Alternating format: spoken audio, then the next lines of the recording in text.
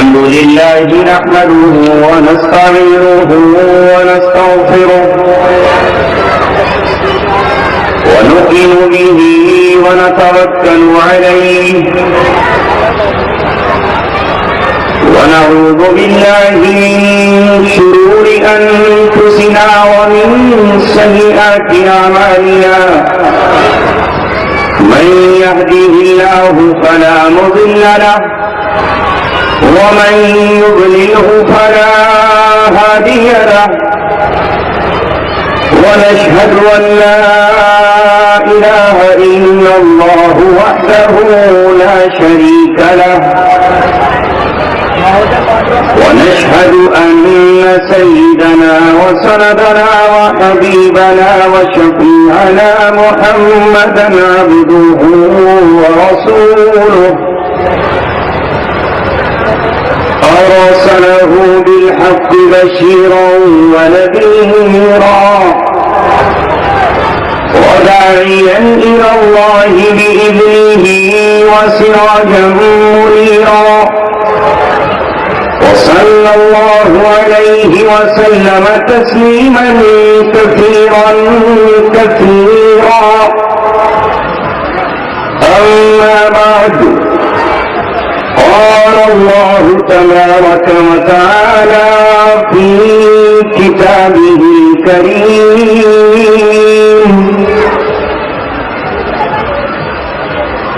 إنما المشركون نجس فلا يقربوا المسجد الحرام بعد عامهم هذا صدق الله العلي العظيم. قال رسول الله صلى الله عليه وسلم أمرت أن أقاتل الناس حتى يقولوا لا إله إلا الله فإذا قالوها عصموا مني دماءهم وأموالهم إلا بحق الإسلام أو كما قال رسولنا ونبينا محمد صلى الله عليه وسلم صدق الله رسوله النبي الكريم.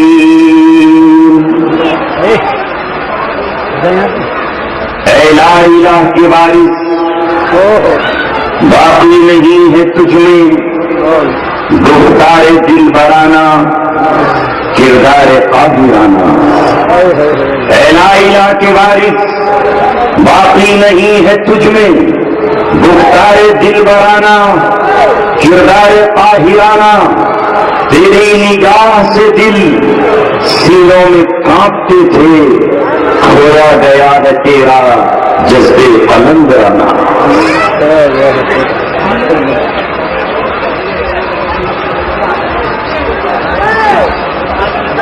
بہت دیکھے ہیں میں نے مشرق و مغرب کے میخانے, بہت دیکھے ہیں میں نے مشرق و مغرب کے میخانے. یہاں ساقی نہیں پیدا وہاں بے ذوق ہے صحبہ. یہی شیخ حرم ہے جو چرا کر بیچ کھاتا ہے. گلی میں گوزر و دلتے اویس و چادر زہرا. نہ ایرا میں رہے باقی نہ تورا میں رہے باقی. وہ بندے فخر تھا جن کا ہلاکے قیصر و کسرا.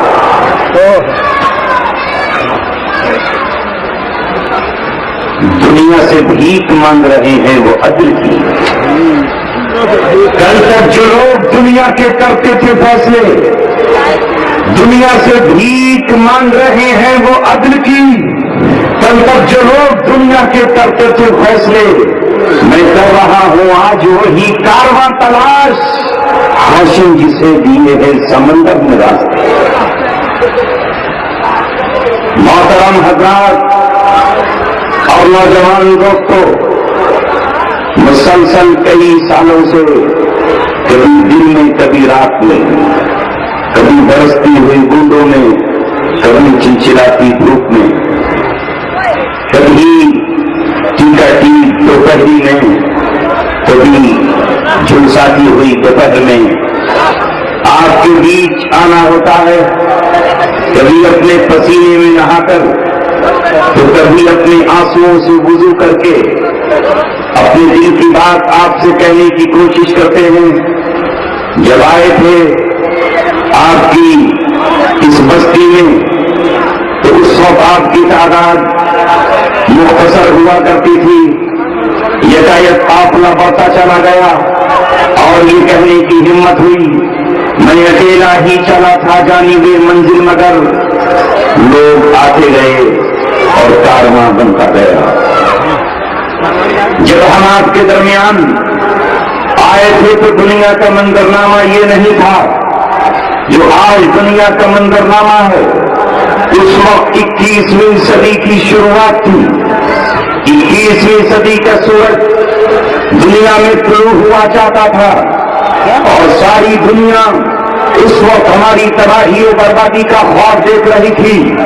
عالم عیسائیت یہ سمجھ رہی تھی کہ مسلمان اور اسلام چند سالوں کا مہمان ہے، بلکہ میں لفظ سال استعمال کر رہا ہوں اپنے اعتبار سے۔ انہوں نے تو انداز یہ لگایا تھا کہ چند مہینوں اور چند دنوں کا مسلمان مہمان ہے، اب اسلام صفحہ ہستی سے مٹا دیا جائے گا، اب اسلام دنیا سے ختم کر دیا جائے گا۔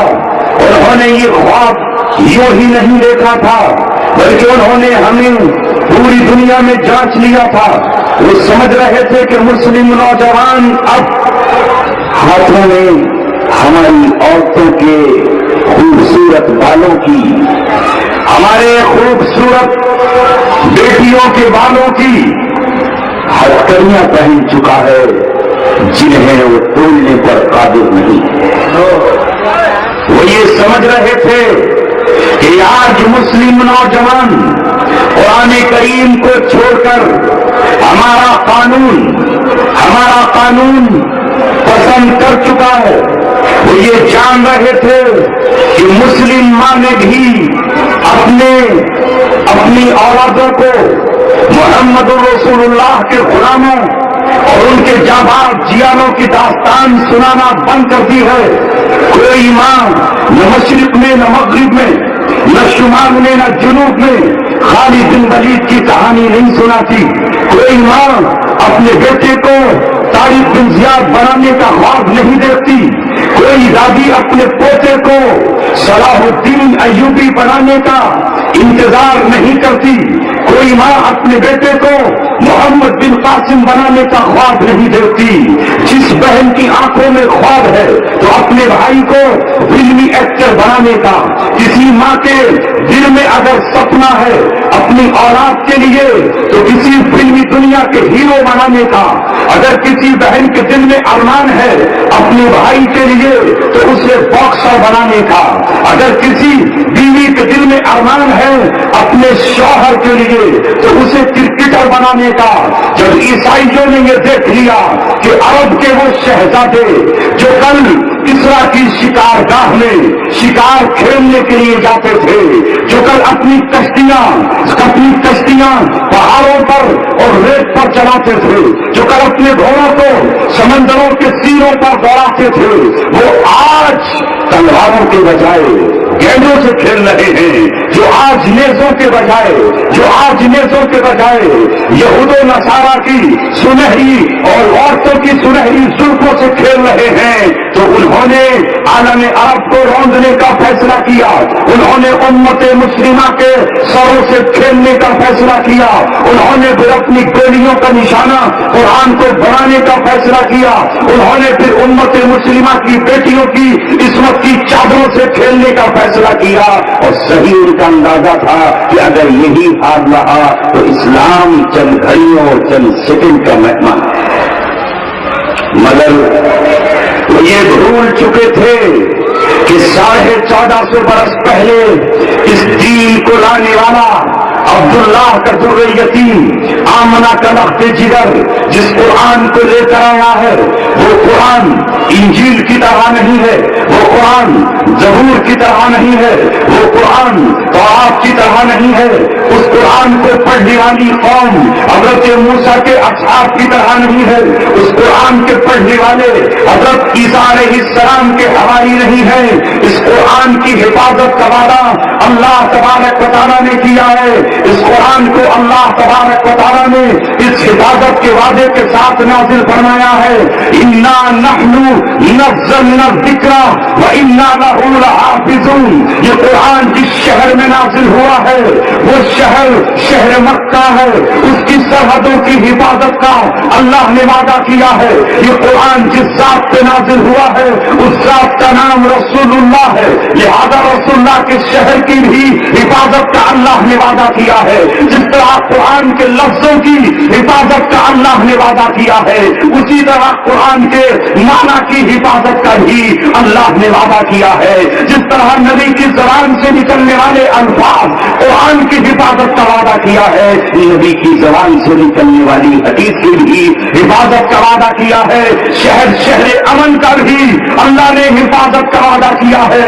دنیا کا کوئی جرنیل ہو، چاہے وہ کل کا اب رہا ہو یا آج کا اب رہا ہو، وہ کل کا بادشاہ ہو یا آج کا بادشاہ ہو، خانہ کعبہ کو چھو نہیں سکتا، اس کی اینٹوں کو اکھاڑ نہیں سکتا، خانہ کعبہ کو ڈھا نہیں سکتا۔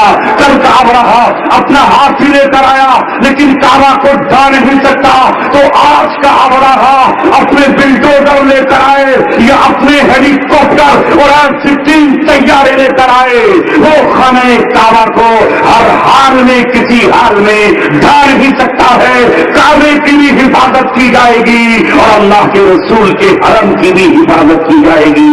تین معجزے اللہ نے مسلمانوں کو دیے ہیں، ایک کتاب اللہ، ایک رسول اللہ اور ایک بیت اللہ، تینوں کا محافظ اللہ ہے۔ نعرہ تکبیر، نعرہ تکبیر، مجاہد ملت۔ یہ ہے اسلام جس کے بارے میں قرآن نے بھی حفاظت کا وعدہ کیا اور رسول پاک صلی اللہ علیہ وسلم نے کہا، الاسلام یعلو ولا یعلی علیہ، اسلام بلند ہے، بلند ہوگا، ہوتا رہے گا، ولا یعلی علیہ، اسلام کے مقابلے پر کسی کو بلندی نہیں ملے گی۔ 1917 میں روس ایک ظالمانہ قوت اور طاقت بن کر آیا، جس کو یہ غرہ تھا، جس کو یہ گھمنڈ تھا، جس کو یہ تکبر تھا، جو اس ظلم میں آیا تھا کہ میں اپنی قوت سے، میں اپنی طاقت سے، میں اپنے ہائیڈروجن بموں کی اشتعال انگیزی سے اسلام کو مٹا ڈالوں گا، چوتھائی دنیا پر میری حکمرانی ہے۔ کون ہے جو میرے بلڈوزروں کا مقابلہ کر سکے؟ وہ کون ہے جو میری طاقت کے سامنے ٹھہر سکے؟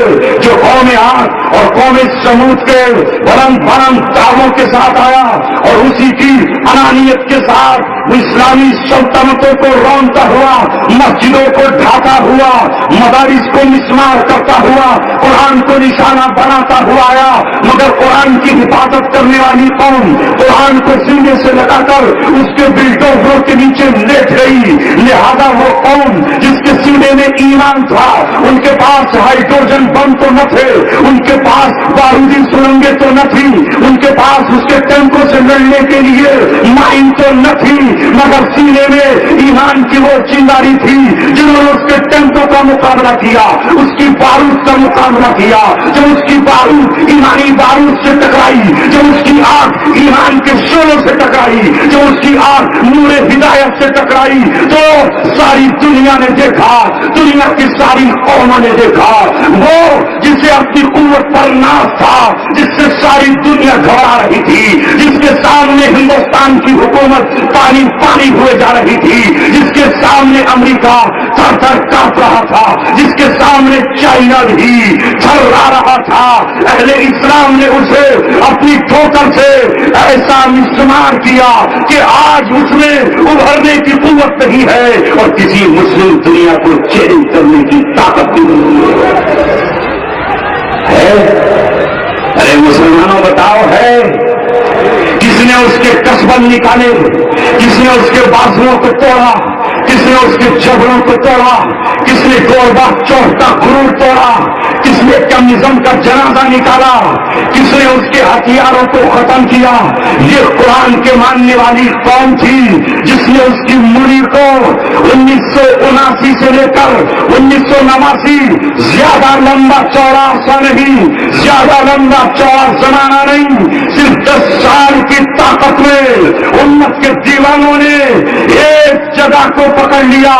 یہ علاقہ تھا افغانستان کی وادی، یہ تھی غزنی کی سرزمین، یہ تھے قندھار کے جیالے، یہ وہ لوگ تھے جن کے بارے میں کسی شاعر نے کہا مصروف دعا سجدے میں بندوق سنبھالے، مصروف دعا سجدے میں بندوق سنبھالے۔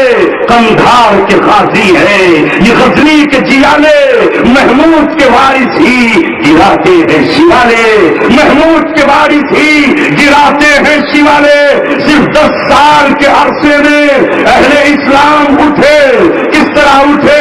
تیر وقف اور سر وقفن ہم آگے بڑھتے جائیں گے، لہذا روئے زمین کے اہل حق پروانوں کی طرح شہدائیہ نے رسالت اٹھے، عالم عرب سے اٹھ کر آئے، عالم عجم سے اٹھ کر آئے اور اٹھ کر کے وادی افغانستان میں جمع ہوئے۔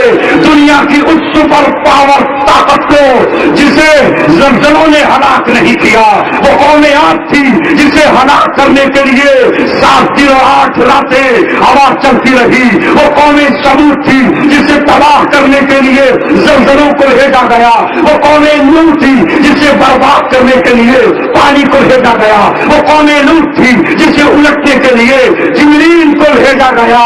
یہ محمد رسول اللہ کی امت تھی جسے وقت کی فرعونی طاقت کو اور قوم عاد جیسی طاقت کو ختم کرنے کے لیے اللہ نے ملائکہ سے بھی اعلیٰ مقام عطا کر دیا۔ نعرہ تکبیر، نعرہ تکبیر، حضرت مفتی صاحب۔ یہ ہے برکت رسول اللہ صلی اللہ علیہ وسلم، یہ ہے نبی پاک صلی اللہ علیہ وسلم کا دین جو قیامت تک جاری رہے گا اور باقی رہے گا۔ لہذا میرے عزیزوں، دوستوں اور ساتھیوں، کسی سے شرمانے کی، گھبرانے کی، مرامت کرنے والوں کی منامت کی پرواہ کی ضرورت نہیں ہے۔ کسی کے اعتراضات سے اسلام کے ماتھے پر کلنک نہیں لگ سکتا۔ سورج پر تھوکنے والے، اگر تو سورج پر تھوکے گا تو تیرا ہی چہرہ بدنما بن جائے گا۔ تو سورج پر تھوک کر اپنے ہی چہرے کو بدنما اور گندا کر سکتا ہے، تیرا تھوک سورج کو کہاں گدلا اور میلا کر سکتا ہے۔ اسلام کا چہرہ اجلا ہے، صاف ہے، شفاف ہے۔ کل بھی ابو جہل نے اس پر تھوکنا چاہا تھا مگر اس کے تھوک سے اسلام کا کچھ نہ ہوا۔ کل بھی ابو جہل نے اسلام پر پتھر پھینکنا چاہے تھے مگر اس کے پتھروں سے اسلام کے سر کا کچھ نہ بگڑ سکا۔ کل بھی بہت سارے کتے تھے جو عتبہ اور شیبہ کی شکل میں اسلام کی طرف منہ کر کے بھونک رہے تھے، آج ان کے بھونکنے سے اسلام کا کچھ نہیں ہوگا۔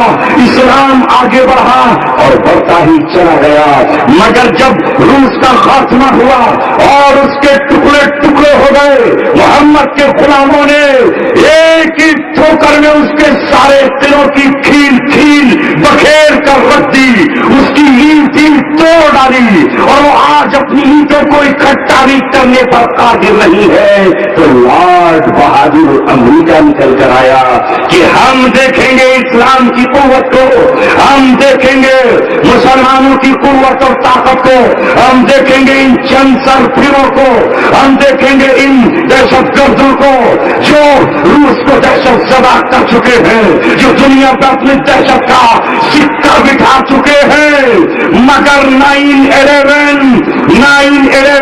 11 ستمبر 2001 محمد کے دیوانوں نے पेंटागन के सीने पर खंजर चुभा कर और उसकी 110 माला इमारत पर अटैक करके ये बताया कि मोहम्मद रसूलुल्लाह के गुलाम किसी ताकत से नहीं डरते। अमेरिका तेरी नाक जिसको तू अपनी हाथी जैसी नाक समझता था उसे हमने काट दिया है। तू कितना ही जोड़े ये कटी हुई नाक दोबारा तेरी अब जोड़ नहीं सकती है। ये ऐलान था कुरान का। कल भी वलीद बिन मुगीरा अपनी नाक को ऊंची करने के लिए रसूल पाक सल्लल्लाहु अलैहि वसल्लम के पास आकर बार बार धमकियां देता था। मोहम्मद थोड़ा नीचे लहजे में बात करो, हमसे हाथ मिला लो, अपनी बात को वापस ले लो, वरना समझ लो हम तबाही के दहाने पर तुम्हें पहुंचा देंगे। तब अल्लाह तबारक व तआला ने कहा था, ऐ मेरे मोहम्मद दब मत जाना, लच मत जाना, झुक मत जाना, ये तुम्हें झुकाना चाहते हैं, ये तुम्हें नरम करना चाहते हैं। ये वलीद बिन मुगीरा जिसके पास बेटे हैं, अनकाना रामाली बनी अपने बेटों और माल पे कुव्वत और ताकत पे नाश करता हुआ आया है। मेरे महबूब झुकना मत, भला तुल्लाहीन झूठे कसम खाने वाले, इसकी बात आप मत मानना। अल्लाह बिन अमीन, ये चुगलखोर भी है, ये लान तान करने वाला भी है। अल्लाह को इतना गुस्सा आया कि इसका नसबनामा खोल दिया। अल्लाह तबारक व तआला ने कहा ये हरामी है, हरामज़ादा है। ये बात से आगे बात कर रहा है बादा गाली का जमीन। सहाबा कहते हैं हमें पता नहीं था, हम तो इसे कुरैशी समझते अपने आप को कुरैशी कहता था। सहाबा कहते हैं इस कुरान के बाद हमें पता चला कि वलीद बिन मुगीरा अपने बाप का नहीं है, इसकी मां कहीं और से लाई। फसीरीन ने लिखा कि जब ये कुरान की आयत आई तो वलीद बिन मुगीरा का चेहरा लटक गया। अल्लाह ताला ने कहा बादा जाली का जमीन, फौरन तलवार सूझकर अपनी मां के पास गया और जाकर उसके सीने पे बैठ गया और कहा कि बता मैं किसका हूं। कहा किसका है? कि अपने बाप का है। कभी आज मोहम्मद ने मुझे हरामी कहकर पुकारा है और मोहम्मद की बात झूठी नहीं हो सकती। अगर तूने नहीं बताया तो तेरे तलवार से 3 टुकड़े कर दूंगा। मोहम्मद से घबरा गई बेचारे की मां, कहने लगी तेरा बाप नाकारा था, जो उससे औलाद नहीं हुई तो मैंने उसे बताए बगैर जंगल में एक चरवाहे से मुंह काला कर लिया और तू एक चरवाहे की औलाद है और मैंने छुपाने के लिए कह दिया दुनिया से कि ये किसी की औलाद है। रसूल पाक सल्लल्लाहु अलैहि वसल्लम ने जो बताया, अल्लाह ने बताया कि ये जंगल में चरवाहे के जिनाकारी से पैदा हुआ, बनता फिरता है कुरैशी आली नसब। अपनी नाक ऊंची करने के लिए अल्लाह ने कहा सनसिमुहु अलल खुर्तूम, नाक बहुत ऊंची है इसकी, हम इस हाथी की सूंड पर निशान लगाकर रखेंगे। अल्लाह ने कहा इसकी नाक काट डालेंगे, इस नाक को इतनी लंबी रखता है जैसे हाथी की नाक। लिहाजा रूस के खात्मे के बाद अमेरिका उठकर आया और उसने कहा कि हम देखेंगे इस्लाम पसंदों को, हम देखेंगे, हम देखेंगे। रूस तो अकेला था जो भिड़ गया। मैं उतरूंगा नाटो की फौज लेकर, मेरे पास अक़वाम मुत्तहिदा की ताकत है, मेरे पास सारी दुनिया है, मेरी गुलाम अरब दुनिया है, मेरी उंगलियों पर नाचने वाली पूरी दुनिया है, मैं देखूंगा। अल्हम्दुलिल्लाह अल्लाह तबारक व तआला ने उम्मत मुस्लिमा को 13 साल आजमाइश की भट्टियों में तपाया। 13 साल की आजमाइश के बाद उम्मत मुस्लिमा ने जब 2014 का सूरज देखा और जब 2014 में उम्मत मुस्लिमा दाखिल हुई, ऐ नौजवानों अंदाजा लगाओ 2001 में 2000 2003 میں امریکہ داخل ہوا تھا سرزمین عراق میں. جب وہ 2011 آیا تو سرزمین عراق پر محمد رسول اللہ کے غلاموں نے اس کی ایسی صورت بنائی. حضرت حسین کی اولادوں نے، حضرت رسول اللہ کے دیوانوں نے اس کی ایسی صورت بنائی. اتنے تابوت امریکہ بھیجے شہداء کے قافلوں نے. اس طرح اس کی شادی حملے کیے کہ اس کے خودکشوں کا حال یہ ہوا کہ نہ جانے کتنے پاگل ہو گئے.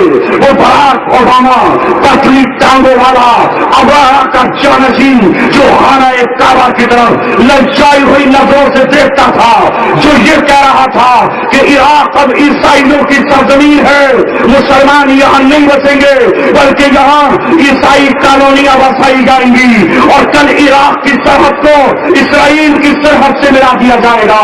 ایک طرف یہودی ہوں گے، دوسری طرف عیسائی ہوں گے اور تیسری طرف رافضی شیعہ ہوں گے. 2011 میں وہاں سے اپنے سارے فوجیوں کو لے کر بھاگا کہ نہیں بھاگا. 2003 میں آیا اور 2011 میں چلا گیا. کتنے سال میں پتہ ہو گئی؟ کتنے سال لگے؟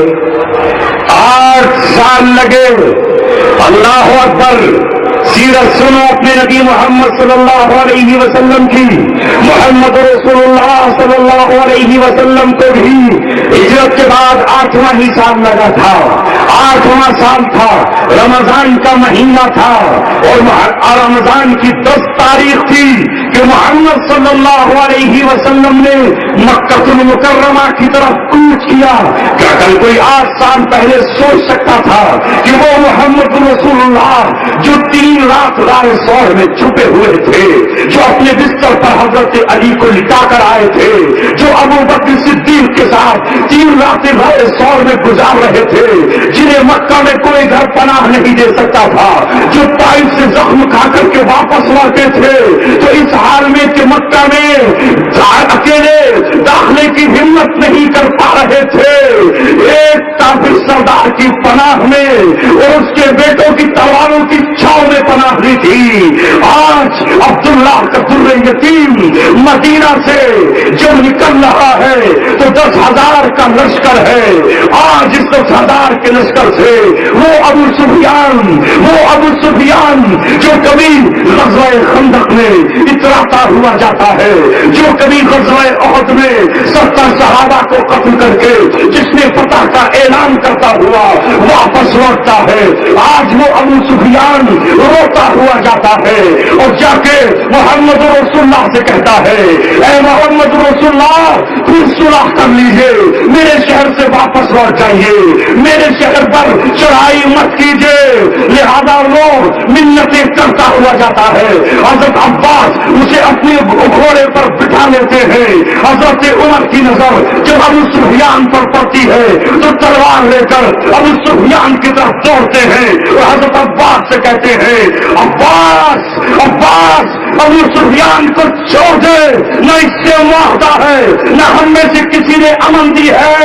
تلوار کے ایک جھٹکے سے ابو سفیان کا سر قلم کر کے محمد کے قدموں میں نچھاور کرنا چاہتا ہوں، مگر حضرت عباس ابو سفیان کو بچا لیتے ہیں، رسول اللہ کی خدمت میں پیش کرتے ہیں. رسول اللہ کہتے ہیں، عباس ابو سفیان کو بتا دو آج تیرے بھتیجے کا لشکر 10,000 جوانوں پر مشتمل ہے، جو اس کے مقابلے پر آئے گا گھاس کی طرح اسے زمین سے کھلچ کر پھینک دیا جائے. نعرہ تکبیر، نعرہ تکبیر.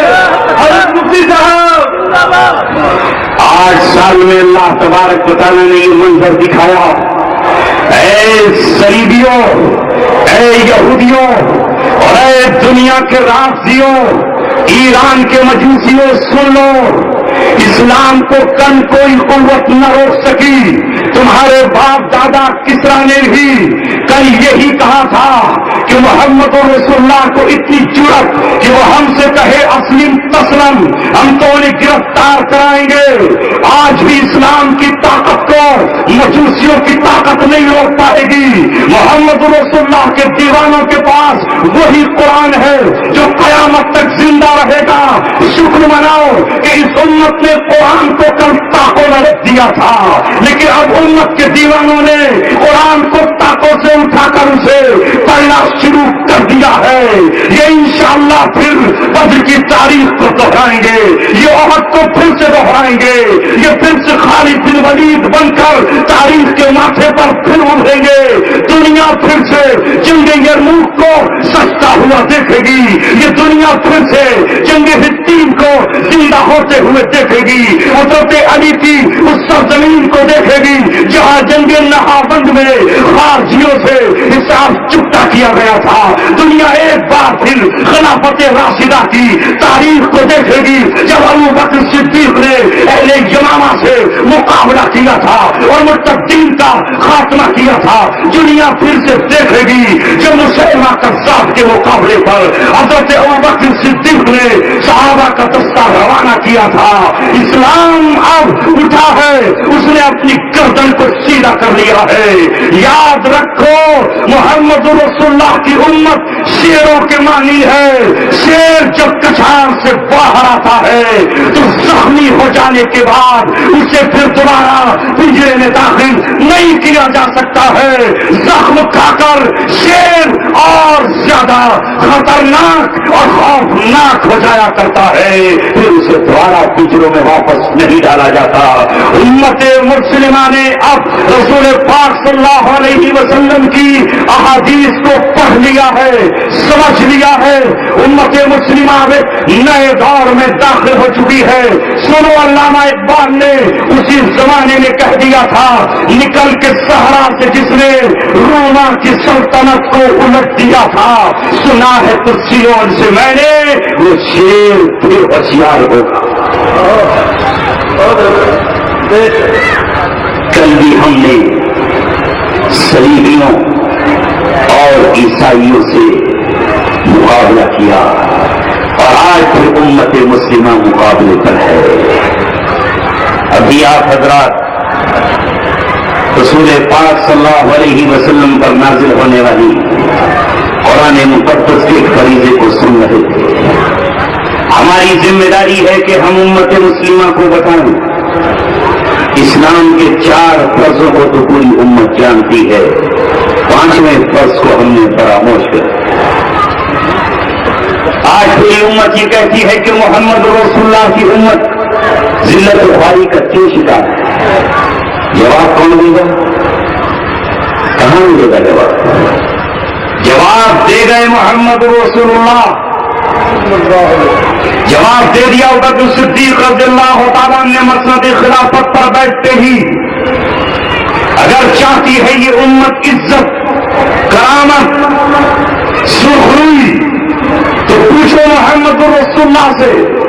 رسول پاک صلی اللہ علیہ وسلم نے فرمایا، وہ حدیث آپ کو پڑھ کر سنا رہا ہوں، اذا تبایعتم بالعینہ، جب تم سودی لین دین کرنے لگو گے، تبایعتم بے خرید و فروخت سود کی شکل میں کرنے لگو گے، اذا تبایعتم بالعینہ، لون پر چیزیں لینے لگو گے، سودی کاروبار کرنے لگو گے، فائنینس تمہاری زندگی میں آ جائے گا، سودی لین دین کے عادی ہو جاؤ گے، سود پر زیور لے آؤ، پھر ضرورت پڑی تو بنیے کہ یہاں زیور رکھاؤ، گاڑی نکالنا ہو تو سود پر لے آؤ، کوئی بھی کام فائنینس پہ کرنا شروع کر دو، تمہاری حکومتیں سودی لین دین میں گھر جائیں، اذا تبایعتم بالعینہ واخذتم اذناب البقر، اور گایوں کی دم پکڑ لو گے۔ کیا مطلب؟ کھیتیوں سے چپک جاؤ، زمینیں اذناب البقر، گائے اور بیل کے پیچھے پڑ جاؤ، زمین کا یہ ٹکڑا لے لوں، یہ اور لے لوں، یہ پلاٹ اور لے لوں، بس ادھر بیل کی دم ادھر گائے کی دم، یہی آپ کے پیچھے لگ جائے، کھیتی مل جائے، الأذناب البقر وتركتم الجهاد، اور تم جہاد کو چھوڑ دو گے، فسلط اللہ علیکم الذل، تو اللہ تبارک و تعالیٰ تم پر ذلت کو مسلط کر دے گا۔ دنیا کی قومیں ہتھیار بنا رہی ہوں گی، وہ تمام طرح کے اسلحے بنائیں گی، تم کھیتوں پر لگ جاؤ گے، تم سودی لین دین پر لگ جاؤ گے، وہ تمہارے خزانے لوٹ کر لے جائیں گے، وہ تمہاری زمینوں پر قبضہ کریں گے، وہ تمہارے سمندروں پر قبضہ کر لیں گے۔ یہی تو ہوا پچھلی صدی سے، جب تک خلافت عثمانیہ قائم تھی، کوئی عیسائیوں کا بیڑا، کوئی عیسائیوں کا جنگی جہاز، کوئی عیسائیوں کی سمندری کشتی تمہارے عرب ساگر میں نہیں آ سکتی تھی۔ ان کے جنگی جہاز کو مار گرایا جاتا، ان کی کشتی کو اس سے باہر نکال کر پھینک دیا جاتا، مگر جب اس سب کو چھوڑ دیا گیا، امت کو جہاد سے غافل کر دیا گیا، اور اس نے سودی لین دین کو شروع کر دیا، وہ تو ہتھیار بناتے رہے۔ امت مسلمہ نے کہا نہیں، اس کو جہاد کی کیا ضرورت ہے، جہاد تو یہ ہے ہی نہیں۔ کیا کہنے لگے؟ برائیوں کو مٹانا جہاد ہے، برائیوں کو مٹانا نہیں۔ سنو اچھی طرح سنو، اللہ تبارک و تعالیٰ نے قرآن میں کہا کتب علیکم القتال، تم پر قتال فرض کیا گیا ہے، جہاد فرض نہیں کیا گیا۔ قتال کے معنی کیا ہے؟ قاف تا لام قتل، اور قتال دونوں طرف سے قتل کو قتال کہا جاتا ہے۔ اسی لیے قرآن کریم نے ایک موقع پر کہا سن لو، کسی کام کو نہ کرو وہ الگ بات ہے، لیکن سمجھ تو لو۔ قرآن نے کہا ان اللہ اشتری من المؤمنین انفسهم واموالهم بان لهم الجنہ، اللہ تعالیٰ نے مومنوں کے جان اور ان کے مال کو خرید لیا ہے جنت کے بدلے میں۔ یقاتلون فی سبیل اللہ، جو اللہ تبارک و تعالیٰ کے راستے میں یقاتلون کیا کرتے ہیں؟ قتال کرتے ہیں۔ یہ نہیں کہا یتلون الکتاب فی سبیل اللہ کہ وہ اللہ کے راستے میں قرآن کی آیتیں پڑھتے ہیں، یہ نہیں کہا یحفظون الکتاب فی سبیل اللہ کہ وہ اللہ کے راستے میں حفظ قرآن کرتے ہیں، یہ نہیں کہا یدعون فی سبیل اللہ وہ اللہ کے راستے میں دعوت دیتے ہیں، یہ نہیں کہا یبلغون فی سبیل اللہ وہ اللہ کا پیغام پہنچاتے ہیں۔ یقاتلون فی سبیل اللہ، تحریف مت کرو مسلمانوں، یقاتلون فی سبیل اللہ وہ اللہ تبارک و تعالیٰ کے راستے میں قتال کرتے ہیں، فیقتلون ویقتلون، وہ قتل کرتے بھی ہیں اور قتل ہو بھی جاتے ہیں، قتل کریں گے بھی اور قتل ہو بھی جائیں گے جو اللہ مسلمان ہیں۔ ان الذین آمنوا یقاتلون فی سبیل اللہ، جو ایمان والے ہیں وہ اللہ تبارک و تعالیٰ کے راستے میں قتال کرتے ہیں۔ والذین کفروا یقاتلون فی سبیل الطاغوت، جو اللہ تبارک و تعالیٰ کا انکار کرتے ہیں وہ طاغوت کے راستے میں قتال کرتے ہیں۔ وقاتلوا اولیاء الشیطان، تو تم شیطان کے دوستوں سے قتال کرو۔ رسول پاک صلی اللہ علیہ وسلم سے کہا وقاتل فی سبیل اللہ، لہذا تم اللہ تبارک و تعالیٰ کے راستے میں قتال کرو۔ اللہ تبارک و تعالیٰ نے ایک اور مقام پر کہا، نبی پاک صلی اللہ علیہ وسلم نے جو میں نے حدیث پڑھی، امرت ان اقاتل الناس، مجھے حکم دیا گیا ہے کہ میں لوگوں سے قتال کروں حتی یقولوا لا الہ الا اللہ، یہاں تک کہ وہ اللہ تبارک و تعالیٰ کے کلمے کا اقرار کر لے، لا الہ الا اللہ کہے۔ فإذا قالوها، جب وہ لا الہ الا اللہ کہہ لے، عصموا منی دماءہم، تو ان کا مال محفوظ ہو جائے گا، واموالہم، اور ان کا مال محفوظ، ان کا خون محفوظ ہو جائے گا، الا بحق الاسلام، مگر اسلام کی وجہ سے۔ اگر وہ کسی کا قتل کرے تو قتل کیا جائے گا، اگر زنا کرے شادی شدہ ہو کر تو پتھروں سے مار کے قتل کیا جائے گا، اگر چوری کرے تو ہاتھ کاٹا جائے گا، اگر ڈاکہ مارے اور ڈاکے دھکے کے ساتھ قتل نہیں کرتے تو ہاتھ و پیر کاٹ کر اسے سولی پر چڑھایا جائے گا. اللہ بحق الاسلام، اسلام کے حق کی وجہ سے اسے قتل ہی کیا جائے گا. لہذا رسول اللہ صلی اللہ علیہ وسلم نے یہاں قتال استعمال کیا. دنیا کی ہر قوم، ہر حکومت، ہر دین، ہر دھرم، ہر مسلک یہ کہتا ہے کہ جنگ کے لیے فوجی رکھو. بس مسلمان ہی ہے جو یہ کہے کہ نہیں اسلام میں جنگ نہیں ہے. کوئی ملک ہے جو بغیر فوج کے رہتا ہو؟ ہے کوئی؟ دنیا کا کوئی ملک مجھے بتاؤ جس کے پاس فوج نہ ہو. کہیں آدھا بجٹ فوج کے لیے، کہیں 25% بجٹ فوج کے لیے. بری زمینی فوج الگ، فضائی فوج الگ، بحری فوج الگ. ہر ملک کے پاس فوج، مگر نہیں اسلام کی فوج نہیں ہونا چاہیے. یہ کون کہہ رہا ہے؟ یہ مسلمان کہہ رہے ہیں. اور کیا کہتے ہیں کہ اسلام میں اقدام نہیں ہے. کون کہتا ہے؟ فقہ کی کتابوں میں لکھا ہے. تمام کتابیں اٹھاؤ، فقہ میں لکھا ہے اقدام اسلام ہی میں ہے. غزوہ تبوک تک دفاع ہوا ہے، صرف تبوک نہیں، غزوہ احزاب تک دفاع ہوا ہے. اور غزوہ احزاب کے بعد اقدام ہے، اقدام ہے، اقدام ہے. غزوہ بنی مستلق کی طرف محمد رسول اللہ اقدام کر کے گئے ہیں. امام بخاری کے کتاب پڑھ کر کیوں نہیں دیکھتے؟ جب بنی مستلق کی طرف سے آپ کو یہ خبر ملی کہ بنی مستلق آپ صلی اللہ علیہ وسلم کے ملک پر یا آپ کے شہر پر حملہ آور ہونے کی تیاری میں ہیں، تو آپ نے کہا اس سے پہلے کہ وہ ہم پہ حملہ کریں ہم ان پہ حملہ کرتے ہیں. ابھی وہ حملے کے لیے نہیں آئے کہ محمد رسول اللہ صلی اللہ علیہ وسلم نے رات کے اندھیرے میں ان پہ حملہ کیا اس حال میں کہ وہ سوئے ہوئے تھے. اور آپ صلی اللہ علیہ وسلم نے ان کے اونٹ اور ان کی بکریوں کو مال غنیمت بنایا. حضرت جویریہ اسی میں باندھی بن کر آئی جو رسول اللہ کی بیوی بنی. یہ اقدام نہیں ہے، یہ اقدام نہیں ہے، یہ اقدام ہے. مجھے آپ بتاؤ صحابہ کرام رضوان اللہ علیہم اجمعین، ابو بکر صدیق رضی اللہ تعالی عنہم اجمعین کی بات تو بعد میں ہے. نبی پاک صلی اللہ علیہ وسلم جب مکے کی طرف آئے تو یہ اقدام تھا کہ نہیں تھا؟ ارے مکے والے تھوڑی چڑھائی کر کے گئے، رسول اللہ کی کو تشریف لائے. آپ صلی اللہ علیہ وسلم نے صلح حدیبیہ کے بعد جب کہا اللہ نے انا فتحنا لک فتحا مبینا، تو اہل خیبر تھوڑی مدینہ کی طرف چڑھائی کر کے آئے.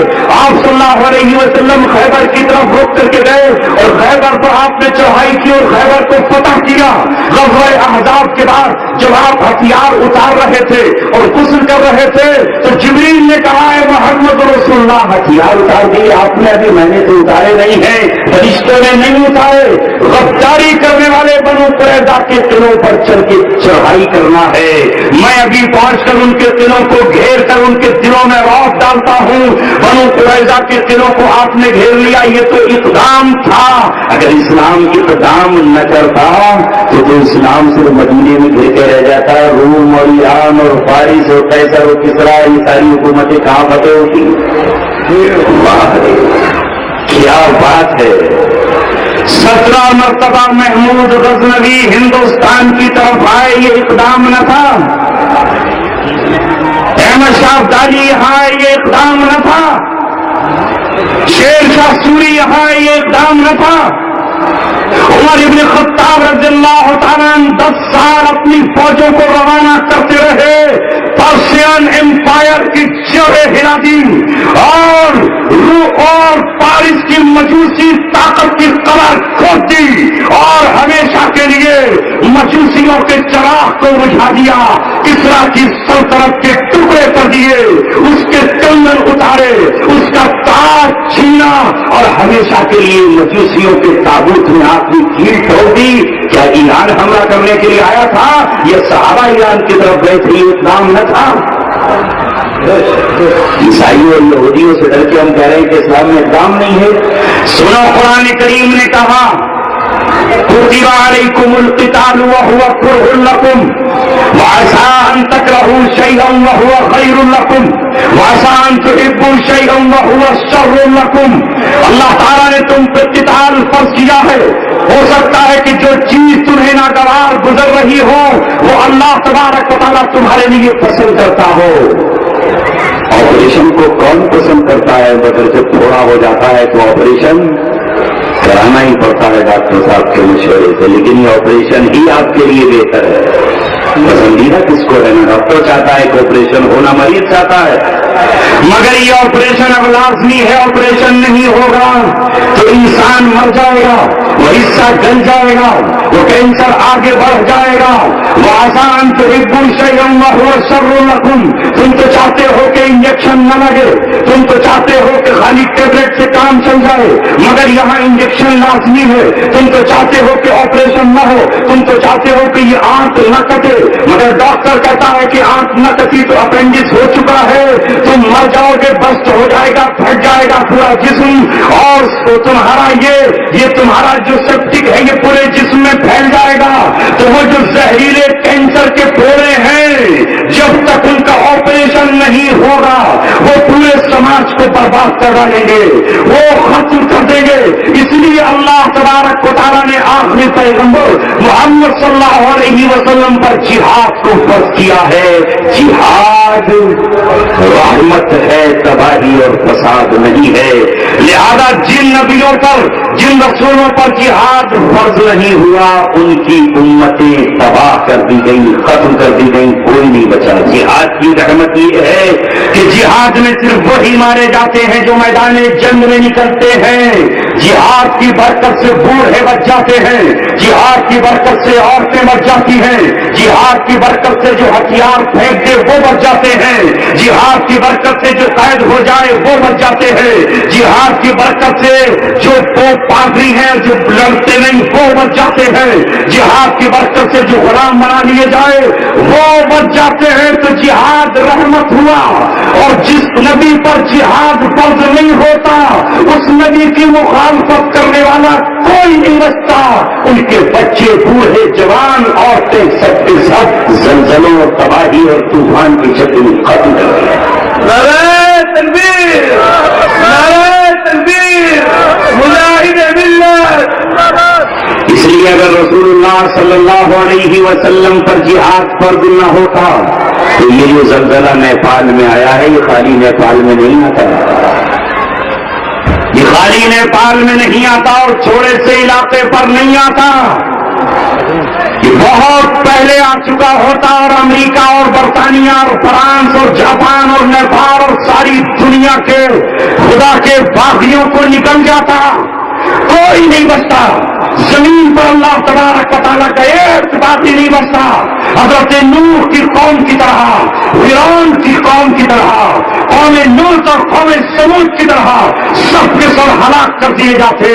اگر آج اللہ کے باقیوں کو زمین پر جانوروں کے ساتھ زناکاری کرنے کے باوجود، کتے اور گدھوں کے ساتھ بے حیائی کرنے کے باوجود، اجتماعی زناکاریاں کرنے کے باوجود، اللہ کی مسجدوں کو ڈھا دینے کے باوجود، معصوم بچوں پر بیرن بم گرانے کے باوجود، خاک و خون میں ننھی کلیوں کو تڑپا دینے کے باوجود اگر زندہ رہنے کا حق حاصل ہے تو وہ محمد رسول اللہ صلی اللہ علیہ وسلم کی دعاؤں کا صدقہ ہے.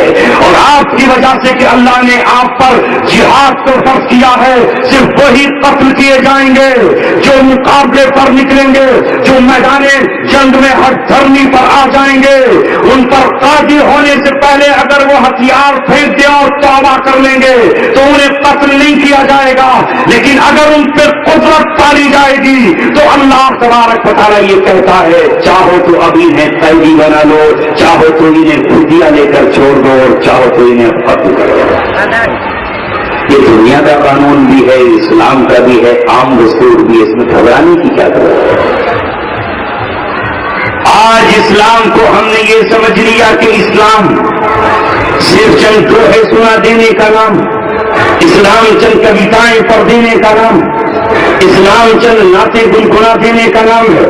نہیں میرے عزیزو، اسلام ایک ایسا دین ہے جو انقلاب برپا کرنے کے لیے آیا ہے، جو ماں کو عصمت دینے، جو عورتوں کو آبرو اور پاکیزگی دینے کے لیے آیا ہے، جو زمین سے فتنے اور فساد کو ختم کرنے آیا ہے، جو قاتلوں کے ہاتھ سے تلوار چھیننے کے لیے آیا ہے، جو زانیوں کو سزا دینے آیا ہے، جو چوروں کے ہاتھ کاٹنے اور قلم کرنے آیا ہے، جو ڈاکوؤں کو سولیوں پر لٹکانے کے لیے آیا ہے، جو شرابیوں کے ہاتھ سے شراب کے پیالے چھین کر اور پھر بھی چورے چھپے اگر کوئی پیے تو ان کی کمروں پر کوڑے لگانے کے لیے آیا ہے، جو ڈرگس اور نشہور چیزوں کے کاروبار کو بند کرنے کے لیے آیا ہے۔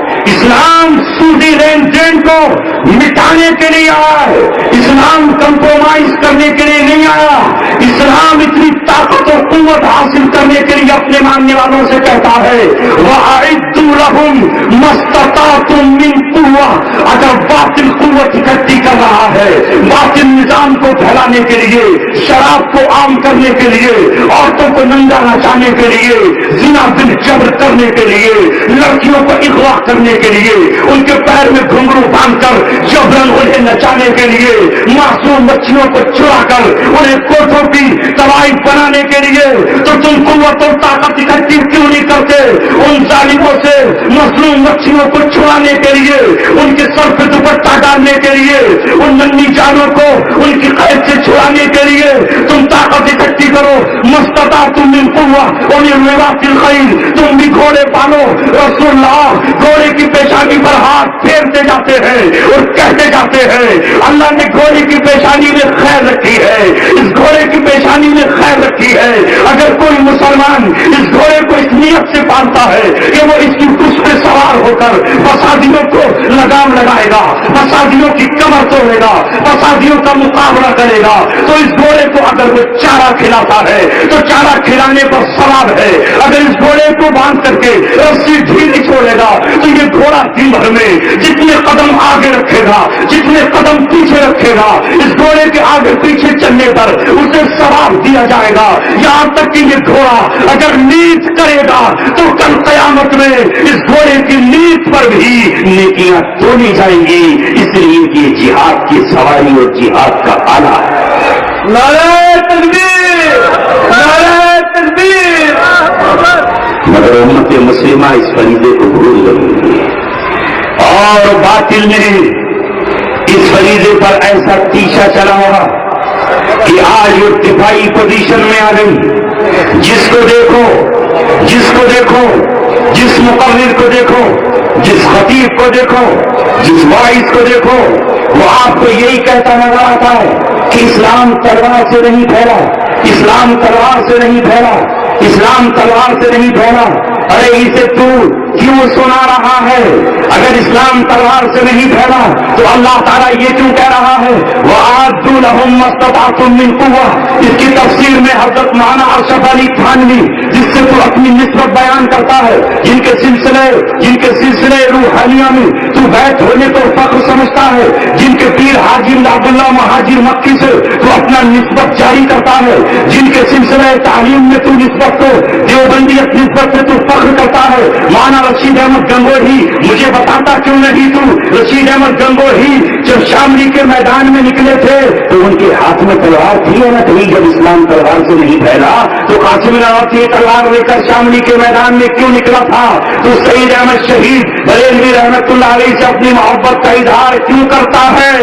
وہ رائے بریلی کی خانقاہ سے تلوار لے کر راجا رنجیت سنگھ کے مقابلے پر نکلا تھا، تو اسلام تو تلوار سے نہیں پھیلا۔ یہ تو سعید احمد شہید کو آتنکوادی کیوں نہیں کہتا؟ مولانا اشرف علی تھانوی بیان القرآن میں کیوں لکھتے ہیں، معرف القرآن میں کیوں لکھتے ہیں؟ اس آیت کے تحت ہر مسلمان پر لازم ہے کہ جب تلوار کا زمانہ تھا تو مسلمان تلوار رکھتے۔ محمد رسول اللہ کے پاس 11 تلواریں تھی، حضرت علی کے پاس جو تلوار تھی اس تلوار کا نام ذوالفقار تھا۔ فقار کہتے ہیں 2 دھاری تلوار کو۔ آپ ذرا دیکھیے تو صحیح کون سا صحابی ہے جس کے پاس تلوار نہ تھی؟ حضرت خالد بن ولید جو میدان جنگ غزوہ موتا میں نکلے ہیں، خود کہتے ہیں کہ اس جنگ میں میرے ہاتھ سے 9 تلواریں ٹوٹی ہیں لڑتے لڑتے، اور 9 تلواریں ٹوٹنے کے بعد جب تلوار نہ رہی تو میں نے ایک لوہے کے پٹے مکے سے لڑنا شروع کیا، جس کو میں نے بطور تلوار کے استعمال کیا۔ جب جنگ بدر میں حضرت عکاشہ کی تلوار لڑتے لڑتے ٹوٹ گئی تو محمد رسول اللہ سے آ کر کہا، اللہ کے رسول میری تلوار ٹوٹ گئی۔ محمد رسول اللہ نے کہا تلوار تو نہ ہے لیکن ٹہنی لے، کھجور کی ایک ٹہنی اٹھا کر رسول اللہ نے جو حضرت عکاشہ کے ہاتھ میں دی تو اللہ اکبر، حضرت موسیٰ کے ہاتھ میں جب عصا آتا تو سانپ بن جاتا، یہ عکاشہ کے ہاتھ میں کھجور کی ٹہنی آئی، چمکتی ہوئی تلوار بن گئی۔ حضرت عکاشہ اس سے لڑتے اور پوری زندگی لوگوں سے یہ کہتے یہ میرے نبی کی دی ہوئی تحفے کی وہ تلوار ہے جو آپ کے ہاتھ میں لکڑی تھی اور میرے ہاتھ میں آئی تو تلوار بن گئی۔ کہتے اسلام تلوار سے نہیں پھیلا۔ اچھا، یہ بدر میں جو صحابہ کرام نکلے تھے کیا ایک ایسے مقابلہ ہو رہا تھا؟ شعر و شاعری ہو رہی تھی، مناظرہ ہو رہا تھا۔ عبداللہ بن مسعود رضی اللہ تعالیٰ عنہ جو قرآن کے حافظ، قرآن کے عالم، قرآن کے قاری، قرآن کے مفسر، جو ابو جہل کے سینے پر بیٹھے اور سینے پر بیٹھ کر ابو جہل سے کہا اچھا یہاں پر ہو میاں، ابھی تک جان نہیں نکلی تمہاری، محفوظ اور معاذ نے زخمی کر کے چھوڑ دیا تمہیں، اچھا تمہارا کام میرے ہی مقدر میں لکھا ہوا تھا۔ لہذا ابو جہل نے پوچھا رے کون ہے تو؟ کہا میں وہی عبداللہ بن مسعود ہوں جسے تو کل مکہ میں مارا کرتا تھا۔ ہمت تو ہے نہیں ابو جہل نے اٹھنے کی، زخمی ہے۔ ابو جہل نے کہا کاش مجھے کوئی قریشی میرے برابر کا مار دیتا، مگر اللہ تبارک و تعالیٰ نے مقدر میں حضرت عبداللہ بن مسعود قرآن کے عالم حافظ قاری کے لکھا ہوا تھا، لہذا اپنی تلوار سوتی تو ابو جہل نے کہا ارے تیری تلوار تو میری تلوار سے گھٹیا اور کمتر ہے، تو غلام ہے، تو ہم سے کمتر ہے، لے میرے ہی بغل میں پڑی ہوئی میری تلوار کھینچ لے اور میری تلوار سے میرا گلا کاٹ دے، کم سے کم مرتے وقت یہ تو ہو کہ میں اپنی ہی تلوار سے ایک قریشی کی تلوار سے میرا سر قلم ہوا، اور چل اتنی مہربانی کر دے کہ ذرا میری گردن کو بڑی کر کے کاٹنا، جب ساروں کی گردنیں ناپی جائیں تو سردار کی گردن ذریعہ بڑا نظر آئے، اسی کی تلوار سے سر اس کا قلم کر کے محمد رسول اللہ کی طرف جب لے کر آئے تو پیشانی آپ کے انگلیوں میں تھی، اور جب اس کا سر لا کر محمد رسول اللہ کے قدموں میں رکھا تو صحابہ نے بس میں آ کر قرآن کی اس آیت کو پڑھا، رب کا وعدہ سچ ہوا، لئن لم ينتهي لنصرعا بالناصية ناصية كاذبة خاطئة فليدع نادية سندع الزبانية۔ اللہ نے کہا تھا اگر یہ باز نہیں آیا تو ہم اس کی خطا کار پیشانی کو، گناہ گار جھوٹی پیشانی کو پکڑیں گے، اور اللہ نے اعلان کر دیا تھا مکہ میں تو اپنی فوجوں کو بلا لے، ہم اپنی فوجوں کو بلائیں گے، تو اپنے پیادوں کو بلا لے، ہم اپنے لشکر کو بلائیں گے۔ اللہ نے بلا لیا، صحابہ نے کہا اللہ نے جو مکے میں چیلنج کیا تھا آج اللہ نے اس کی پیشانی کو پکڑ لیا، یہ ہاتھ عبداللہ بن مسعود کا نہیں، یہ اللہ کا ہاتھ ہے، ہاتھ ہے مومن کا، اللہ کا ہاتھ، خدائے لم یزل کا دست قدرت تو زواں تو ہے۔ یہ عبداللہ بن مسعود کی تلوار میں ابو جہل کا خاتمہ کیا یا نہیں کیا؟ کیسے پھیلا؟ یہ 70 یہاں ختم نہ ہوتے تلوار میں تو ایسی پھیل جاتا۔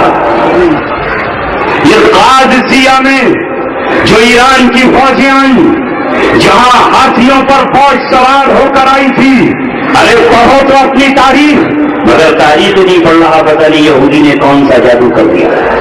اس ٹیلی ویژن نے فرعون کے جادوگروں والا کام کر کے دکھا دیا ہے۔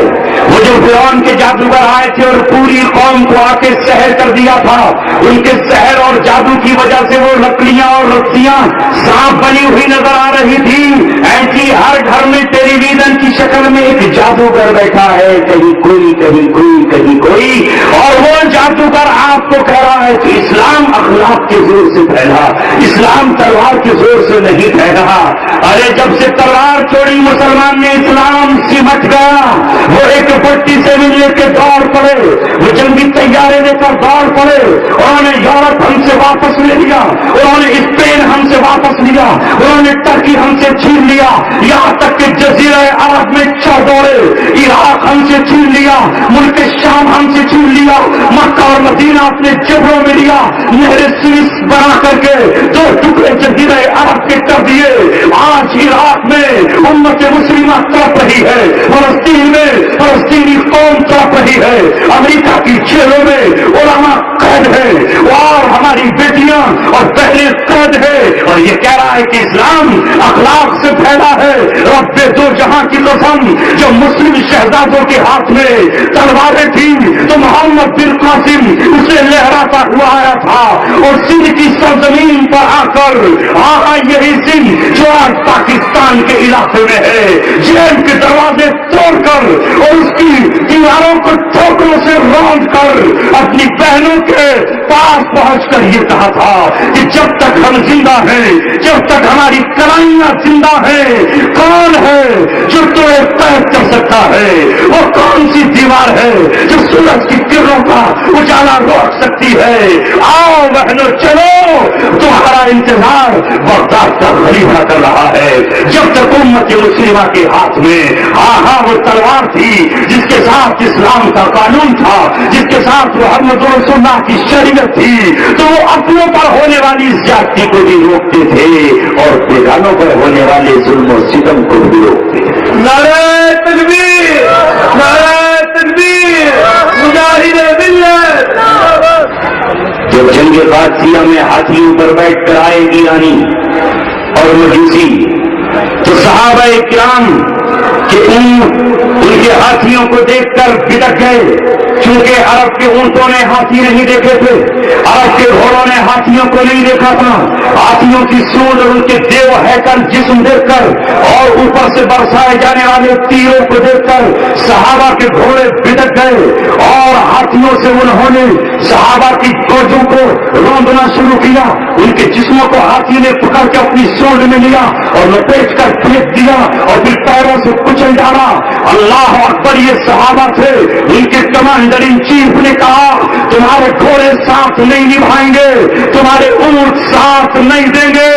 اے عمر ابن خطاب کی فوج کے سپہ سالاروں، اے قرآن کے ماننے والوں، ہاتھ اپنے اونٹوں اور گھوڑوں کا سہارا چھوڑ دو۔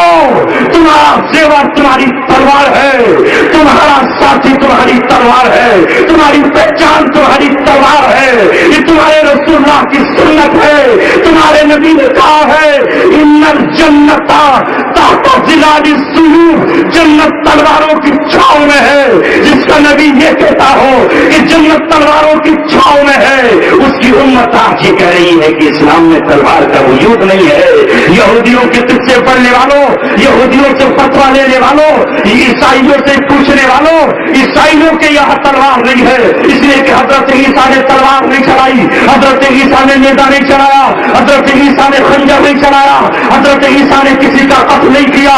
میرے نبی نے خنجر بھی چلایا، میرے نبی نے زرہ بھی باندھی، میرے نبی نے جنگی ٹوپی بھی پہنی، میرے نبی نے ابی بن کعب کے اپنا نیزہ بھی مارا۔ اور جب حضرت عیسیٰ میرے نبی کی شریعت پر چلیں گے اور جب وہ اتریں گے دمشق میں اور جب وہ پہنچیں گے باب لط پر، دنیا کسی وہم و گمان میں نہ رہے، غلط فہمی میں نہ رہے۔ میرے نبی نے کہا ہے جب حضرت عیسیٰ آئیں گے تو انجیل کے مطابق فیصلہ نہیں کریں گے، زبور پر نہیں چلیں گے، تورات پہ عمل نہیں کریں گے، قرآن کھول کر دیکھیں گے اور قرآن کے مطابق فیصلہ کرتے ہوئے وَيَقْتُلُهُ عِنْدَ بَابِ اللُّطْ، دجال کا قتل کریں گے اور اپنے نیزے سے اسے ماریں گے۔ خود تو قتل کر رہا ہے عیسائی اور ہم سے کہتا ہے کہ اسلام میں تلوار نہیں ہے، اور ہم بھی کہہ رہے ہیں اسلام تلوار سے نہیں اخلاق سے پھیلا، تو تو کون سی بات اخلاق کر رہا ہے؟ اب کیوں نہیں پھیلا؟ کیوں سمٹ گیا؟ کیوں سمٹ گیا؟ اس لیے کہ تو نے رسول پاک صلی اللہ علیہ وسلم کو نہیں دیکھا۔ وہ تو کہہ رہے ہیں اللہ کے رسول کی تلوار اسلام جنت تلوار کی چھاؤں میں ہے۔ صحابہ نے اعلان کر دیا تلوار سے ہاتھیوں کی سونڈ پہ حملہ کر دو۔ صحابہ اٹھے، زمین پہ قدم جمائے اور ہاتھیوں کی سونڈ پر حملہ کیا۔ جیسے ہی ہاتھی کی سونڈ کٹی، ہاتھی بڑبڑا اٹھا اور ہاتھی کی سونڈ کٹتے ہی وہ چنگھاڑا۔ آگے بڑھنے کے بجائے اس نے کمر ہلائی اور اپنے سوار کو نیچے گرایا، کوئی اس کے پیر کے نیچے گرا، بہت سے ہاتھی دریا میں پار گر گئے۔ ایرانیوں تو خود ہاتھی کی فوج نے کچل ڈالا، صحابہ نے کچھ کو غلام بنایا، کچھ کی کھوپڑیوں کے دو ٹکڑے کر دیے۔ اس طرح جنگ قادسیہ میں صحابہ نے تلوار سے مجوسیوں کا خاتمہ کیا اور اسلام کی فتح کا پرچم لہرایا۔ اے دوستو اور عزیزو، ابن کثیر نے لکھا ہے، علماء نے کہا ہے کہ رسول اللہ 4 تلواروں کے ساتھ مبعوث کیے گئے۔ یاد رہے گا؟ نہیں، مگر پھر جب کوئی دوسرا آگے کہے گا کہ نہیں، اسلام تو تلوار سے نہیں اخلاق سے پھیلا، ڈاکٹر صاحب تو گولیوں سے صحیح کر دیتے ہیں، آج کے بعد سے آپریشن ختم ہو گئے، اب کوئی ڈاکٹر آپریشن آج کے بعد نہیں کرے گا، سارے ڈاکٹر ختم ہو گئے۔ اسلام تو خون بہانے کی شروعات اس دن کر دیتا ہے جس دن تمہارا بچہ پیدا ہوتا ہے، سب سے پہلے اس کا خون بہاؤ، اپنے کے بغیر تم مسلمان بھی نہیں کہلاؤ۔ نہیں بھائی، نہیں، میں تو خون نہیں بہاؤں گا، بغیر ختم کے رکھوں گا اپنے بچے کو، چھوٹے بچے کا خون بہوا دوں گا۔ اتنا بڑا ظلم اس معصوم بچے کے ساتھ کہ بستر پہ اس کا خون بہاؤں۔ اسلام تو یہی کہتا ہے کہ 7ویں دن اپنے بچے کا عقیقہ بھی کر۔ نہیں، یہ تو بڑی ہتیا ہے، بڑا ظلم ہے۔ کیا ظلم کیا اس بکرے نے؟ بچہ میرا پیدا ہوا اور بلی اس کی دے دی۔ اسلام کہتا ہے کہ جب بقرعید کا چاند نظر آئے تو 10، 11 اور 12 3 دن قربانی کی شکل میں خون بہا، اور اس بات کا اعلان کر ساری دنیا کو بتا دے کہ اگر اللہ تبارک و تعالیٰ مجھ سے میرے بچے کی قربانی مانگتا تو میں اپنے بچے کی قربانی حضرت ابراہیم کی طرح پیش کرتا۔ مجھے رسول کی ملامت کی کیا پرواہ؟ مت جاؤ ان باتوں پر۔ رسول پاک صلی اللہ علیہ وسلم 4 تلواروں کے ساتھ بھیجے گئے۔ ایک تلوار محمد رسول اللہ صلی اللہ علیہ وسلم کی خود اپنی جو آپ کی زندگی میں برسی، کس پر؟ مشرکین مکہ پر، بدر میں، احد میں۔ تلوار سے نہیں پھیلا تھی۔ 70 جو بدر میں قتل ہوئے، یہ کائے سے قتل کیے گئے تھے؟ بہت سے بغیر تلوار کے قتل ہو گئے تھے 70۔ یہ یہاں کہنے ہیں، اور یہ احد میں جو مقابلہ ہو رہا تھا، جھن جھنا جھن، یہ 70 صحابہ قتل ہوئے تھے، یہ کیا تھا؟ یہ تلواریں نہ ٹکرا رہی تھی۔ یہ جو محمد رسول اللہ صلی اللہ علیہ وسلم اپنے گھر سے سینے پہ اسلحہ سجا کر نکلے تھے، آج 2 زرے باندھ کر نکلے۔ اور جب صحابہ نے کہا کہ اللہ کے رسول نہیں، ہم اندر ہی رہ کر مقابلہ کریں، تو نبی پاک صلی اللہ علیہ وسلم نے کہا کہ نبی جب ایک بار اسلحہ اپنے سینے پر باندھ لیتا ہے تو پھر اسے اتارتا نہیں ہے، مقابلہ میدان میں باہر نکل کر ہوگا، چاہے نقصان کتنا ہی ہو جائے۔ یہ کیا ہو رہا تھا؟ یہ جو غزوہ احزاب پر ایک ٹولی عبد بدھ کی شکل میں نکل کر آئی تھی، جو اتنا بڑا پہلوان تھا، لوگ کہتے ہیں کہ 1000 لوگوں سے وہ مقابلہ کر سکتا تھا اور اونٹ کو اپنی گردن پہ لاد کر وہ بھاگ سکتا تھا۔ جب اس نے آ کر اعلان کیا حل من مبارز، کون ہے مجھ سے مقابلہ کرنے والا، اس نے اعلان کیا کہ آؤ محمد، میں تمہارے مقابلے پر آیا ہوں، تو رسول اللہ مسکرائے اور مسکرا کر کہا ارے تو میرے مقابلے کا کہاں ہے، تو میرے مقابلے کا کہاں ہے؟ تیرے لیے تو حضرت علی ہی کافی ہیں، حضرت علی سے کہا جاؤ اس کے مقابلے پر۔ اللہ اکبر، وہ 1000 کے مقابلے کا، اور حضرت علی بہت چھوٹے، حضرت علی بہت چھوٹے حضرت علی کو دیکھ کر اس نے کہا کہ ارے علی تو میرے مقابلے پر آ گیا، جا میں تیرا قتل نہیں چاہتا، تو کیا ہے میرے سامنے مکھی کی طرح پھونک ماروں تو ہو جائے گا. لیکن حضرت علی نے کہا کہ میں تو تیرا قتل چاہتا ہوں، ذرا گھوڑے سے نیچے پھر دیکھتا ہوں میں تجھے. جب گھوڑے سے نیچے اترا حضرت علی رضی اللہ تعالیٰ عنہ سے مقابلے کے لیے، تو حضرت علی رضی اللہ تعالیٰ عنہ تو وہ دیکھ رہا ہے کہ اتنا چھوٹا سا آدمی کیا میرا مقابلہ کرے گا، مگر اللہ اکبر حضرت علی نے جو فیصلے کھیلے اس سے، تو حضرت علی ایک دم ختم کہاں کرنا چاہتے تھے گا تھوڑی دیر ذرا مذاق تو رہے تیرے ساتھ، دیکھو صحیح تو کتنا بڑا پہلوان ہے. اسے اتنا دو آیا اتنا دو آیا اتنا دو آیا کہ وہ ہانپ گیا، تھک گیا. اور جب دیکھ لیا کہ کافی تھک گیا تو حضرت علی نے کہا تجھ سے تلوار سے لڑے تو کیا مقابلہ ہوا. تلوار پھینکی حضرت علی نے اور شیر کی طرح زخم لگا کر اس کا ٹیٹوا پکڑا اور زمین پہ چھلانگ سے اسے دے مارا اور اس کے سینے پر چڑھ کر جو اپنا خنجر نکال کے اس کی گدی پہ رکھا تو اب گھبرا گیا کہ اب تو کیا ہو ظاہر ہے کہ اپنی دم تھا. لیکن کچھ نہ بنا تو ظاہر ہے کہ بزدل آدمی کیا کرتا، اس نے حضرت علی کے چہرے پر تھوک دیا. حضرت علی رضی اللہ تعالیٰ نے کہا کہ ایسے بزدل سے کیا مقابلہ کیا جائے، اور اس کے سینے سے ہٹ کر الگ کھڑے ہو گئے. مسکرانے لگا کہ یار یہ تو بڑے مزہ آ گیا، جان بچ گئی. حضرت علی بے خبری کے عالم میں کھڑے، لیکن بزدل بزدل ہوتا ہے، کائر کائر ہوتا ہے. وہ سمجھا کہ حضرت علی غافل ہو گئے.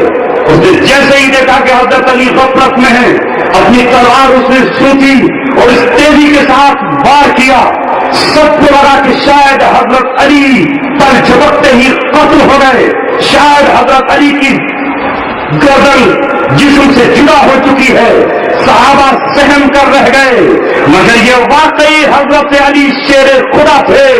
ایک دم نیچے کو بیٹھے، تلوار اس کی سناٹے کے ساتھ آپ کے سر سے اوپر گزری، مگر حضرت علی نے کہا او بزدل ہم نے تو تیرا جواب نہیں دیا تھا کہ تو نے تھوک دیا تھا اور میں نے تجھے چھوڑ دیا تھا. اس کے بعد حضرت علی نے اپنی دلیری اور شیر خدا ہونے کا جو ثبوت دیا اور اپنی تلوار نکال کر جو اس کی کھوپڑی پر ماری تو اس کو چیرتی ہوئی جو ٹکڑے کر گئی. آدھا تھا ادھر اور آدھا ادھر تھا. صحابہ نے وسط میں آ کر نعرہ تکبیر لگایا اور باقی جو اس کی ٹولی تھی وہ تیزی سے گھوڑے دوڑا کر خندق پار کر گئی. اور اس کے بعد پھر کسی کو ضرورت نہ ہوئی کہ وہ خندق کے پاس جاتی. تو یہ خاتمہ کس نے کیا؟ مان جاتے حضرت علی پڑھتے رہتے اللہ اکبر اللہ اکبر تو مان جاتا. یہاں وہی کام تھا جو محمد رسول اللہ صلی اللہ علیہ وسلم ظاہر ہے کہ آپ صلی اللہ علیہ وسلم کو 4 تلواروں کے ساتھ بھیجا گیا. پہلی تلوار وہ جو رسول اللہ صلی اللہ علیہ وسلم کی اٹھی وہ تھی مشرکوں کے خلاف، وہ مشرکوں کے خلاف اٹھی. اور دوسری تلوار وہ تھی جو نبی پاک صلی اللہ علیہ وسلم کی ہی تلوار تھی، حضرت ابو بکر صدیق رضی اللہ تعالیٰ عنہ کے ہاتھ میں آئی اور ان کے سروں پر پڑی جو بظاہر اسلام کے دعوے دار تھے، بظاہر اسلام کے دعوے دار تھے، لیکن ان کو حضرت ابوبکر صدیق نے یہ کہہ کے قتل کیا کہ اگر یہ میرے نبی کے دین پر نہیں چلیں گے، زکات بیت المال میں جمع نہیں کریں گے یا ختم نبوت پر نہیں مانیں گے تو میں ان کا قتل کروں گا. یہ دوسری تلوار مرتدین کے خلاف اٹھی. اور تیسری تلوار تھی وہ آئی حضرت عمر کے ہاتھ میں جو عیسائیوں کے خلاف اٹھی اور رومیوں کے انہوں نے فتح کیے. جو قرآن نے کہا تھا کہ ان لوگوں سے جو اہل کتاب میں سے ہیں اس وقت تک قتال کرو حتی یؤتوا الجزیۃ عن ید وہم صاغرون، جب تک وہ یا تو اسلام قبول کرنے کو رک جائے گی یا پھر وہ جزیہ دینے لگے ذلیل ہو کر وار ہو کر اور اپنے ہاتھ سے نیچا ہاتھ رکھ کر کے دے تو تلوار رک جائے. یہ تیسری تلوار تھی جو حضرت عمر ابن خطاب کے ہاتھ میں آئی. اور چوتھی تلوار خلیفہ راشد حضرت علی علی کے ہاتھ میں آئی جو غازیوں کے خلاف جنگ نہروان پر برسی، جنہوں نے حضرت علی کو کہا تھا کہ آپ تو اللہ ہے اور اللہ کی شکل میں ہمیں آپ نظر آ رہے ہیں۔ حضرت علی نے جنگ نہروان پر ان سے جنگ کی، ان کا خاتمہ کر دیا، کچھ کو ان میں سے زندہ جلایا۔ محمد رسول اللہ کہہ کے جا چکے ہیں، آج بھی احادیث کی کتابوں میں پڑھ لیجئے، محمد رسول اللہ نے فرما دیا ہے، اے علی سنو، ایک جماعت اٹھے گی جو تم سے محبت کا دعویٰ کرے گی، وہ رافضی کہلائے گی، وہ مشرک ہوں گے، جہاں تم ان کو پاؤ ان کو قتل کر دینا۔ حضرت علی رضی اللہ تعالیٰ نے ان کا قتل کیا۔ ان اللہ بعث رسولہ، اللہ نے اپنے نبی کو 4 تلواروں کے ساتھ بھیجا۔ تو اسلام ظاہر ہے کہ تلواروں کے ذریعے بھی پھیلا، اگر تلوار نہ ہوتی تو جزیرہ عرب میں اسلام کہاں سے پھیل جاتا؟ اس لیے قرآن کی ایک آیت کو تمام مفسرین، محققین، محدثین، علماء آیت السیف ہی کہتے ہیں۔ وہ آیت ہے فاقتلوا المشرکین حیث وجدتموہم واخذوہم واحصروہم وقعدوا لہم کل مرصد۔ جب 4 مہینے گزر جائے، فإذا انسلخ الأشہر الحرم، جب یہ 4 مہینے گزر جائے تو جزیرہ عرب میں اعلان کر دو کوئی مشرک یہاں نہیں رہے گا، اس جزیرہ عرب کو چھوڑ کر چلا جائے، اگر یہاں رہا اور اسلام قبول نہیں کیا تو اس کا سر قلم کیا جائے گا۔ جزیرہ محمد تو صرف اہل اسلام کے لیے ہے۔ اگر تلوار نہ ہوتی اسلام میں تو یہ کیوں کہا جاتا کہ اگر 4 مہینے کے بعد کوئی ملا تو فاقتلوا المشرکین، اس کا قتل کر دیا جائے، اس کو پھیر لیا جائے، اس کو روک لیا جائے، ان کی گھاٹ میں بیٹھا جائے۔ جزیرہ عرب میں ایک ہی دین رہے گا، یہ باقی دنیا کے لیے ہاں مجبور نہیں کیا جائے گا۔ اس سے یہ کہا جائے گا اسلام قبول کر، نہیں قبول کرتا تو ہمیں جزیہ دے۔ اگر وہ اسلام بھی قبول نہ کرے اور جزیہ بھی نہ دے تو اس سے کہا جائے گا کہ پیارے میدان پکڑ یا تو تو نہیں یا ہم نہیں۔ نعرہ تکبیر، نعرہ تکبیر۔ یہ ہے اسلام، اور جو آج پیش کیا جا رہا ہے وہ پتہ نہیں کون سا اسلام ہے، میڈ ان امریکہ ہے یا میڈ ان برطانیہ ہے یا میڈ ان فرانس ہے، میڈ ان مدینہ اور مکہ، تو یہ اسلام ہے۔ اس کی طرف پلٹ کر آئیے، آج ساری دنیا وہ اسلام ہمیں پیش کرنا چاہتی ہے کہ یہ والا پیو، میرے دوستوں نہیں۔ 1400 برس پہلے جو اسلام آیا ہے اسی کی طرف پلٹ آؤ، اور انشاءاللہ وہ دور ان قریب آنے ہی والا ہے، اسے کوئی نہیں روک پائے گا۔ میں اور آپ اگر اسلام کا پرچم نہیں اٹھائیں گے تو اللہ کسی نہ کسی کو کھڑا ضرور کرے گا، اللہ ضرور کھڑا کرے گا۔ اللہ میرا اور آپ کا محتاج نہیں ہے۔ میں تاریخ کا پھر کوئی پنہ انشاءاللہ آئندہ سالوں میں زندگی اور حالات بخیر ہیں تو ضرور سناؤں گا۔ آج کے لیے اتنا ہی کافی تھا۔ بس یہ یاد رکھ لیجئے کہ اسلام میں دفاع بھی ہے اور اقدام بھی ہے۔ جیسے ہماری نماز فرض کفایہ بھی ہے اور فرض عین بھی ہے، نماز جنازہ فرض کفایہ ہے اور نماز ظہر فرض عین ہے، ایسے ہی جہاد فرض عین بھی ہے اور فرض کفایہ بھی ہے۔ فرض عین تو جب ہے کہ جب کسی شہر یا کسی ملک، اسلامی ملک پر دشمن حملہ آور ہو جائے تو ہر حال میں فرض عین ہے، اور جب کہیں اسلامی حکومت قائم ہو جائے تو باقی دنیا پہ نظام اسلامی قائم کرنے کے لیے فرض کفایہ ہے۔